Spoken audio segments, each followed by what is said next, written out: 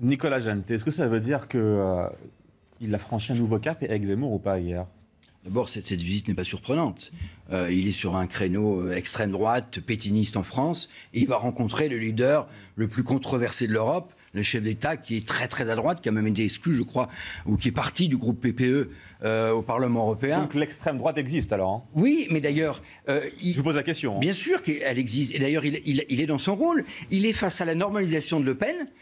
Et donc, il a son créneau d'extrême droite, même en France. Il fera toujours 3-4%, cette droite extrême, pétiniste, parce que justement, elle a été délaissée par Marine Le Pen. Donc, il est dans son rôle et il va tout doucement monter.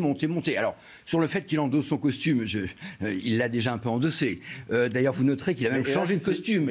Il a pris des costumes bleus sombres, qui sont souvent des costumes de chef d'État. Et puis maintenant, il a un conseiller en communication, qu'on connaît nous, d'ailleurs Olivier Oubella, qui est connu ici sur la place de Paris et qui conseille des listes, etc. Donc oui, il est en marche vers la présidentielle sur son petit segment qui est l'extrême droite. Et voilà. Qui fait quand même 10% dans les sondages pour l'instant. Hein. Oui, mais là, attendez. Oui. Non, mais quand même. C'est normal. Ouais. Aujourd'hui, les principaux leaders et candidats ne sont pas encore choisis. Il y a encore la primaire, vous l'avez rappelé dans le précédent journal, il y a la primaire des Verts. Les LR n'ont pas choisi leur candidat. La candidature d'Hidalgo est à peine commence seulement. Donc c'est normal. Et après, je pense qu'il va descendre très vite. Et très dur pour Marine Le Pen. Parce que forcément, en allant voir Marion Maréchal Le Pen, qui ne sait pas trop d'ailleurs pour qui elle va voter.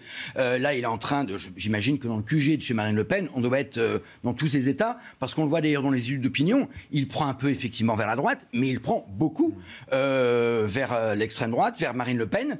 Et je dirais, tant mieux si on n'est pas le fameux duel mortifère Macron-Le Pen au deuxième tour. Nicolas Jeantet. Ce qu'on vit actuellement, on l'a vu venir bien sûr. La crise dans l'hôpital bien avant la Covid-19, accentuée pendant la crise, avec des soignants démissionnaires qui n'en pouvaient plus. Et à la fin, on met sur la touche celles et ceux qui ne veulent pas se faire vacciner. Comment aujourd'hui on peut continuer à se passer de soignants et à fermer des lits aussi? Parce que c'est ça aussi le quotidien aujourd'hui de l'hôpital français. À travers ce fait, moi, il y a deux coups de gueule. Le premier, c'est que je n'arrive toujours pas à comprendre, quand on est un personnel médical, médecin, infirmier et même brancardier, et qu'on est tous les jours confronté au monde médical, qu'on ne se vaccine pas. Enfin, ça fait partie de l'éthique. Excusez-moi, c'est un coup de gueule, mais je n'arrive pas à comprendre. Deuxième coup de gueule, c'est contre la méthode du gouvernement. Parce que là aussi, leur dire tout de suite, si vous ne serez pas vacciné, vous serez licencié, forcément, ça braque les gens. Et donc, on aurait pu, de façon plus méthodique, échanger, essayer de convaincre ce personnel soignant à se faire vacciner. Voilà. Donc, on est maintenant devant le fait accompli. Il faut maintenant recruter.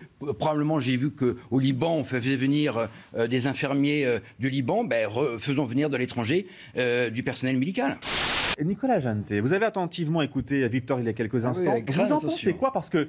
Non, mais il faut surtout demander à mon ami socialiste à côté, qui est allié des Verts à la mairie de Paris. Donc je l'ai vu sursauter un peu par moment. Mais... Et après, Richard Bouy dans quelques instants. Pardon, votre sentiment à vous? C'est une primaire. Moi, je ne suis pas d'accord avec les pronostics. Je pense que c'est plutôt Sandrine Rousseau qui va gagner, parce que mathématiquement, elle est radicale, elle est pour la décroissance, et donc Delphine Batho et Éric Piolle vont plutôt appeler indirectement leurs troupes à voter pour Sandrine Rousseau. Donc pour moi, la surprise va être Sandrine Rousseau. Après, Sandrine Rousseau, pour moi, c'est une personnage venue de je ne sais où, et donc je n'ai rien à voir avec ce qu'elle raconte et ce qu'elle dit, notamment sur la hausse de l'essence. Enfin, c'est un peu réaliste. Alors justement, elle n'est jamais vécue dans les territoires où dans les territoires, la mère de famille est obligée de faire 20 km de voiture pour déposer ses enfants, le père 50 km pour aller à l'usine. Parfois, la voiture, on atteint même déjà maintenant 2 € le litre.